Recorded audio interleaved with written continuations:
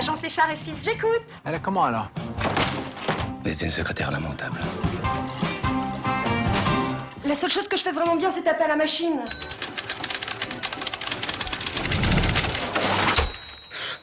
Je suis tombée sur une pépite, en fait. Je suis tombée sur une pépite de scénario, vraiment, parce que les bons scénarios, c'est rare, et les bons scénarios de comédie, il y a quelque chose d'encore plus rare, parce que je trouve qu'il faut quelque chose de, voilà, de fin, de subtil dans l'écriture. Moi, j'aime pas les comédies à gags, où il y a juste des gags et où, voilà, il y a rien derrière. Si vous pensez que c'est aussi facile que ça de m'avoir dans son lit. C'est là que je veux, avant mon lit. Participer à un concours. Pas participer, gagner. J'ai fait des comédies, mais il n'y avait jamais ce côté décalé.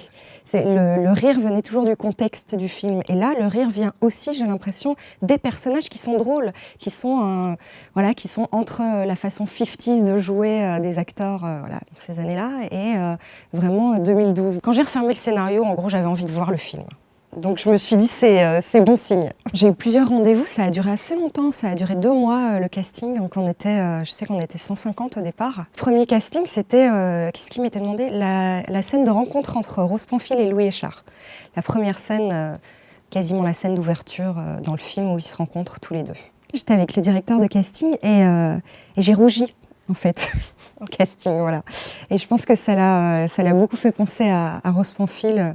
Voilà, le fait de rougir, parce que normalement elle rougit un peu dans la scène, donc il y avait de ça, et puis je l'avais beaucoup préparé parce que je savais qu'on était beaucoup, et puis que simplement j'avais tellement envie de jouer ce personnage que voilà, je l'ai préparé avec ma coach avant, et puis j'avais demandé à mon papa de me ramener une machine à écrire pour commencer un petit peu à faire.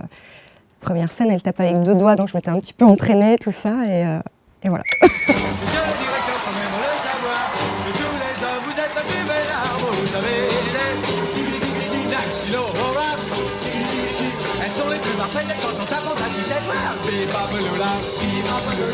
Elle travaille le jour et la nuit, et même parfois tous les samedis, les dactylos.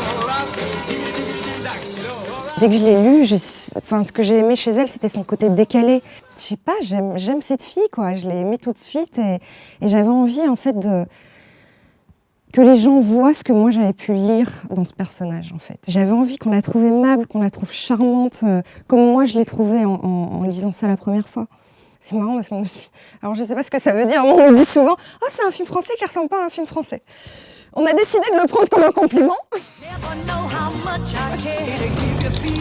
Vous pensez vraiment que la vitesse dactylographique est un sport?